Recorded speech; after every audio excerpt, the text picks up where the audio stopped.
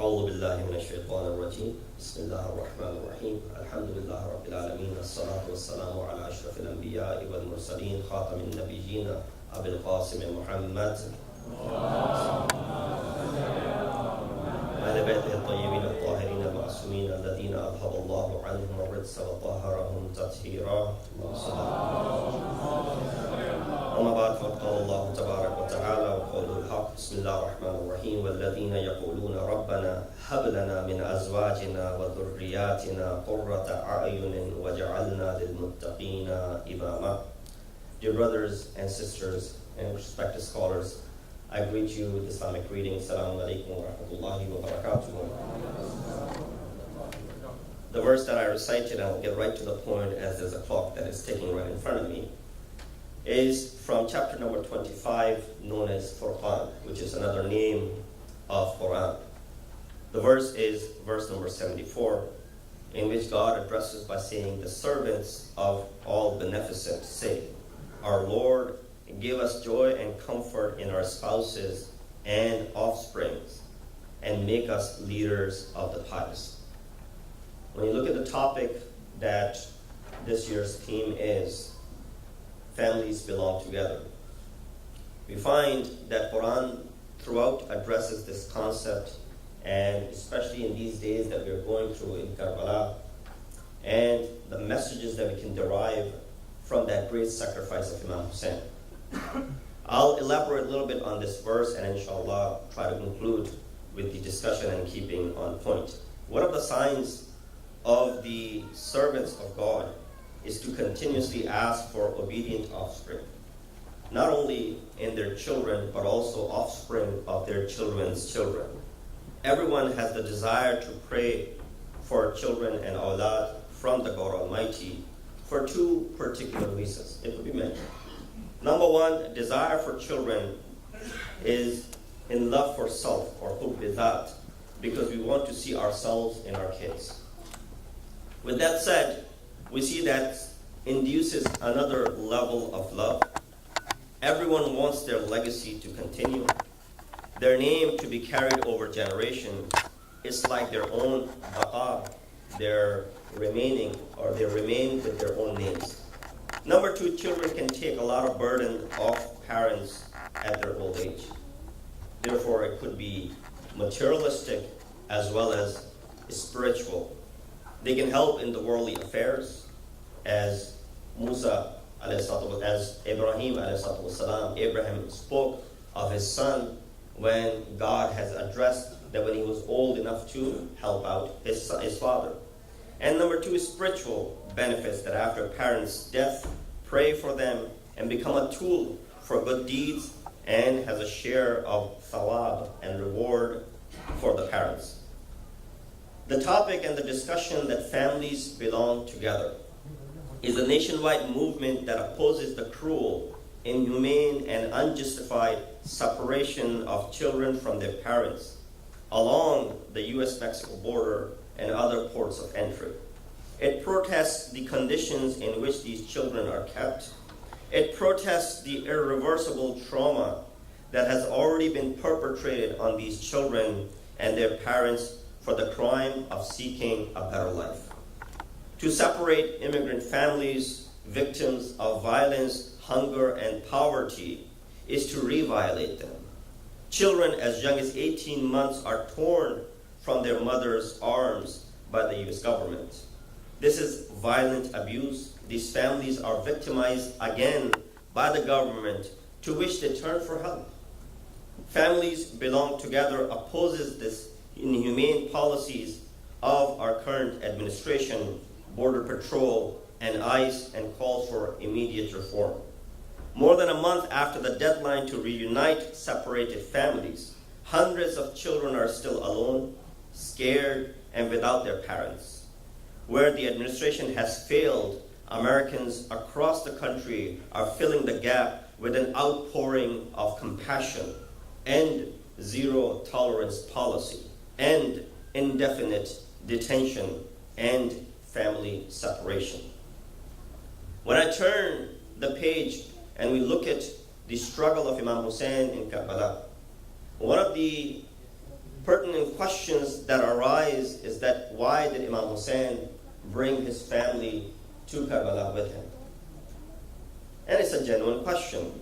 There have been many answers that have been given, and I'll pose 5 genuine answers in front of you, and I'll try and refute some of them as they are not accurate in their reality. Imam Hussain knew about his martyrdom. There's no doubt about it. He knows what is about to happen to him. With that knowledge, he knows the captivity of his family members, his household. Then why did he bring them to Karbala?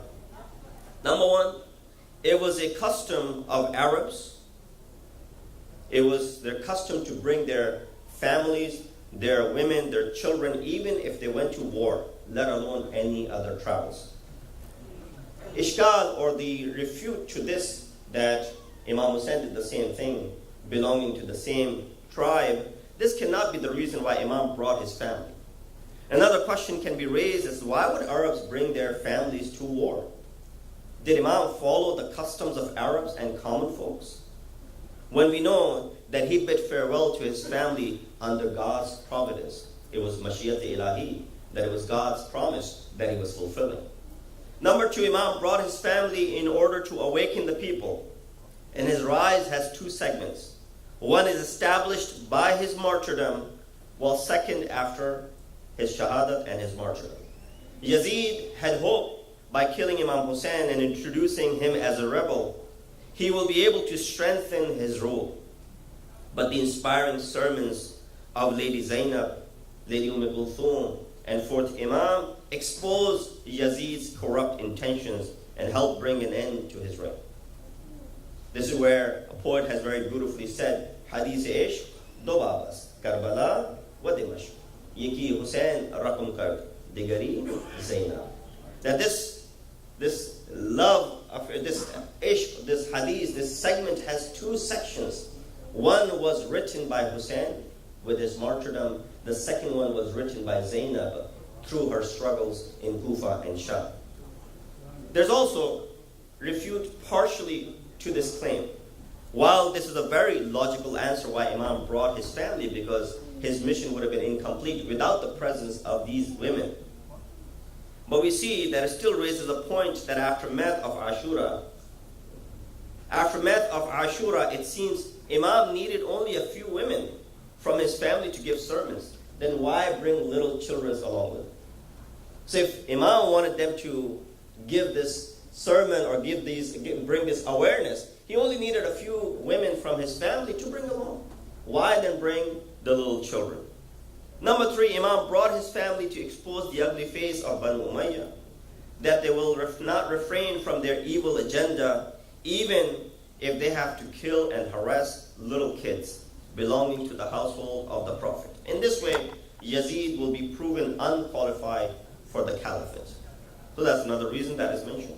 Number 4, some mention the reason that Imam brought his family was to encourage others to join him. People will sympathize by seeing little kids and women. It will also melt the hearts of enemies, and they may show mercy. Well, look at the answer is not entirely correct. This answer is not entirely correct. Imam could have erected an army by inviting people. By writing letters to different parts of the world, people would have stood up for Imam Hussain. 18,000 signatories, 18,000 letters were received from Kufa itself. Sending representatives to different places, Imam could have been able to bring an army about. Secondly, he didn't want to put people in coercion. Rather, if they want to join him, they should do it voluntarily by choice. There's no ikra, there's no compulsion as far as coming along with me is concerned.